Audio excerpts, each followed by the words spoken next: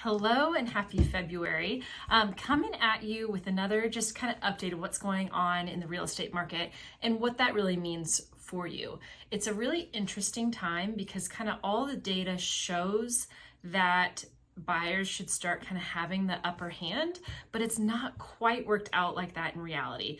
There's more listings on the market, there's more price reductions happening, there's longer days on market, there's fewer pendings and fewer closings overall compared to this time last year. However, real estate's always really local, right? So there's still little pockets that is super competitive.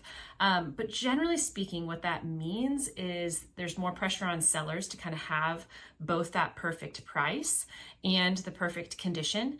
And part of that condition problem is it's bigger than just buyers wanting a pretty house. It's also that prices for updating have skyrocketed. Mortgage rates are still really high and prices are still kind of hanging on. So if buyers are spending so much more money for a house, both in price and because the cost of money has gone up, they don't have the budget to update the kitchen and update the floors and all this, especially when the price for doing that has doubled in the past 5 years.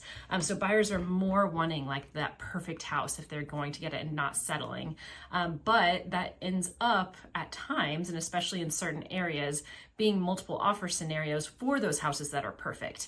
But what I'm seeing that mean is that a lot of times, like I had one client who won in multiple offers last week, but the inspection really kind of came up with a lot of little things added up. And normally in a multiple offer scenario, you can't negotiate that much, or the sellers will just want to go back to their other offers.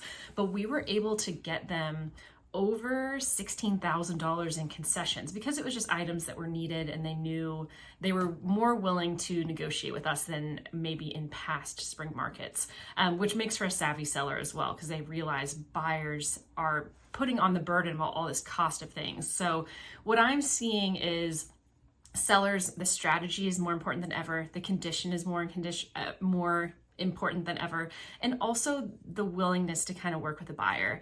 And for the buyer side, we really are seeing more leverage with buyers than we're used to seeing in a kind of competitive spring market. So buyers can get a deal, they can get buyers to help with closing costs, they can get sellers to help with closing costs at times. And even if you have to come in strong, you can get more concessions with the after repairs and after the inspection than we have in the past. So just an interesting time. We'll continue to be watching the market and keeping you posted. Thanks.